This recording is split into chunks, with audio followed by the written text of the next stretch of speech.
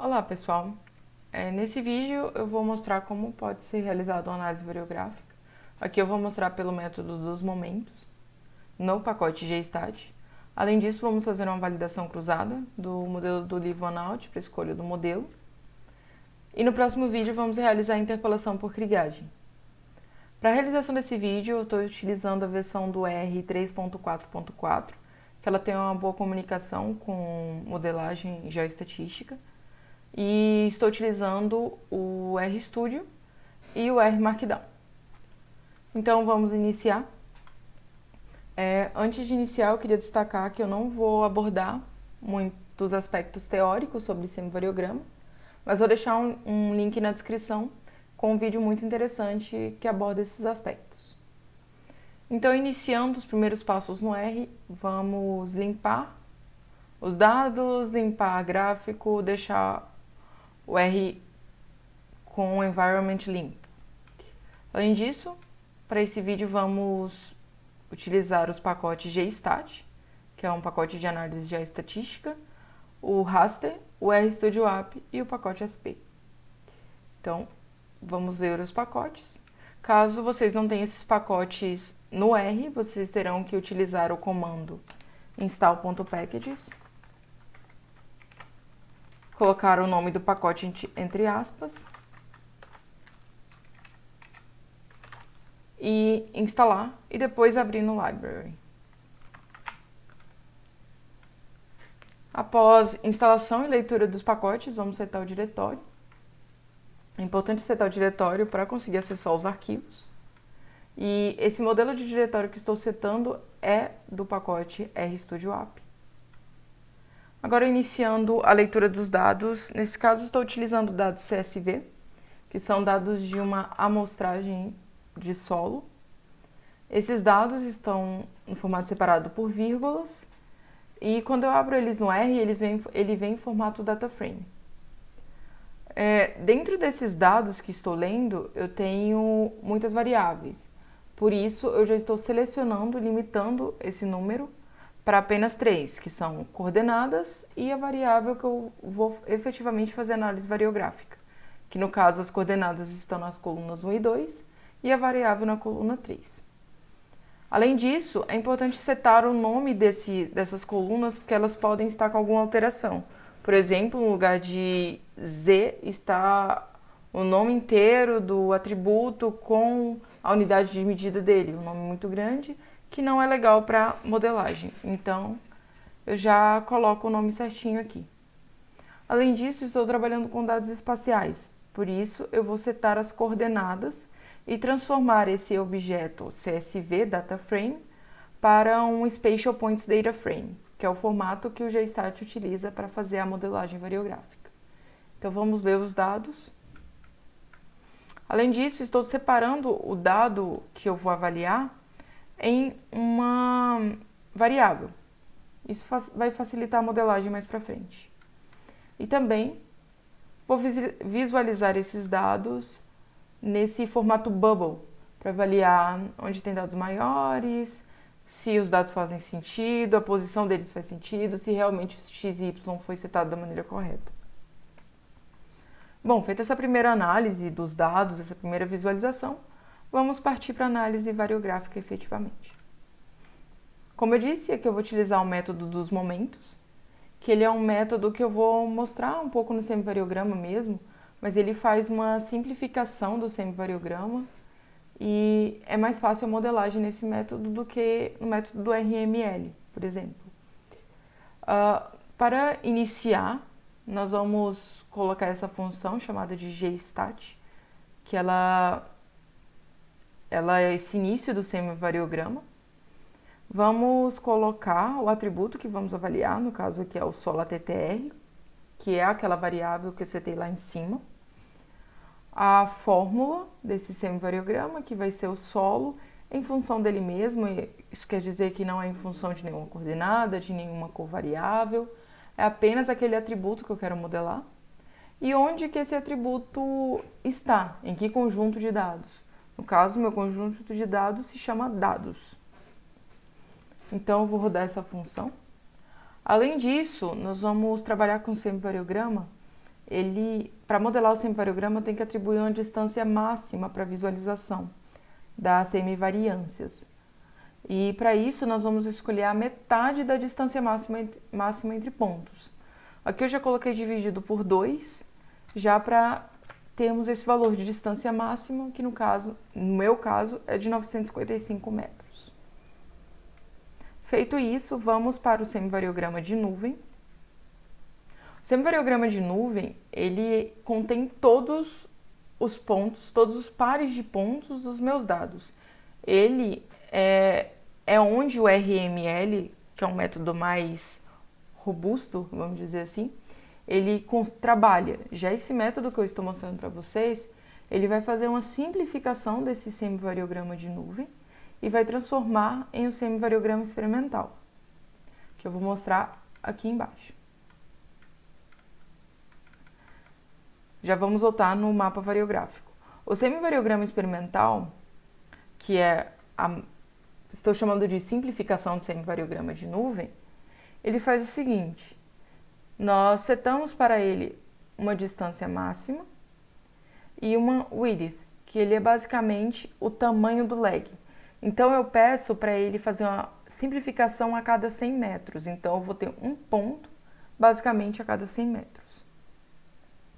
Além disso, aqui no início, eu pedi para ele modelar o semivariograma a partir dele mesmo. Só que é importante avaliar se esses dados possuem algum efeito direcional. Para isso, nós fazemos a avaliação do mapa variográfico. Nesse mapa variográfico, nós podemos identificar efeitos como tendência e anisotropia nos dados. E para isso, nós vamos adicionar na função variogram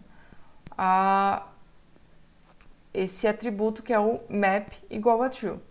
O que ele vai fazer? Ele vai dar o semivariograma em todas as direções. E assim nós conseguimos avaliar se existe alguma direção que tem uma tendência maior nos dados. No caso, nos meus dados, tem essa tendência nesse ângulo, que aqui no caso é um ângulo de 30 graus. Quando ocorre esse efeito, é importante remover a tendência nos dados para prosseguir com a análise variográfica. Então, vamos passar do semivariograma experimental. Nós vamos adicionar esse efeito de tendência nos dados. Então, como que a gente remove? Nós vamos pedir para a função gstat modelar o meu atributo em função das coordenadas dele. No caso, as coordenadas x mais y, de novo, que estão contidas dentro do conjunto de dados. Então, eu peço para ele fazer essa modelagem e, após adicionar a tendência, nós vamos pedir para plotar efetivamente o variograma. Então, nós setamos a distância máxima, que calculamos lá em cima, o tamanho do lag de 100 metros e pedimos para plotar o variograma. Aqui, esse tamanho de lag de 100 metros foi definido, visto que minha amostragem é de uma amostra por hectare. Então, eu tenho um ponto a cada 100 metros. É importante ter esse cuidado no tamanho do lag, pois setando o lag do tamanho muito diferente da sua amostragem, é possível não captar realmente a variabilidade daquela área. Então, após feito esse semivariograma experimental, essa simplificação, nós temos agora um semivariograma com patamar, que a partir dele nós conseguimos setar os parâmetros de ajuste do semivariograma teórico, que é o modelo matemático que adaptamos a esse semivariograma. Então, aqui nós vamos definir o alcance, o efeito pepita e a contribuição. Essa primeira análise é um chute inicial que iremos fazer no modelo. Então, nós vamos observar onde o semivariograma estabiliza, aqui em mais ou menos 250 metros. Além disso, nós vamos avaliar onde ele está iniciando essa distância mínima, que possui um valor de semivariância de aproximadamente 0,2, e onde ele estabiliza. Por exemplo, em 0,35. Então, 0,35 menos 0,2, nós temos uma contribuição de 0,15. Então, esses parâmetros nós vamos colocar no semivariograma teórico. Então, vamos descer para a modelagem do semivariograma teórico pelo método dos momentos. Para a função semivariograma teórico, nós vamos utilizar o fit.variogram. Nele, nós vamos inserir o semivariograma experimental e a função VGM, que é nela que setamos esse chute inicial. Então, o primeiro é o partial seal ou contribuição, que é a distância do patamar menos o efeito pepita. O modelo variográfico, o modelo teórico para adaptar o semivariograma experimental, um alcance e o efeito pepita. Então, nós pedimos para ele rodar e ele já plota um semivariograma. Além disso, é importante que ocorra o teste não apenas de um modelo matemático. Aqui nós vamos testar, por exemplo, o modelo esférico, o modelo exponencial e o modelo gaussiano. Isso é importante porque não sabemos exatamente qual modelo melhor representa esses dados. E nós vamos, na verdade, encontrar o modelo que melhor representa esses dados a partir da validação cruzada. Então, nós vamos encaixar esses valores nos três modelos: esférico, exponencial, que só muda o modelo aqui para XP, e gaussiano, e muda para Gauss. Feito isso, vamos rodar a validação cruzada. Na validação cruzada, nós vamos utilizar a função creed.csv, que ela vai fazer o cálculo do ajuste do R² e do RMSE. Então, nós vamos colocar a variável, que é aquela fórmula, que é z em função das coordenadas, porque verificamos que tem tendência nos dados. Se não houvesse, aqui seria em função de 1. A localização desses dados, que está no conjunto dados, e o modelo que eu quero fazer essa validação cruzada. Além disso, posso plotar esses parâmetros da validação a partir de um gráfico de dispersão, que são essas da linha 165 até 168, e vou calcular o R² e o RMSE, que são duas métricas para avaliar qual modelo que é o melhor. Então, vou rodar. Ele vai carregar essa barrinha até chegar ao 100%. Então, eu tenho esse modelo de dispersão e, além disso, ele vai fornecer os dados de RMSE e R². Vou rodar para os três modelos a mesma fórmula.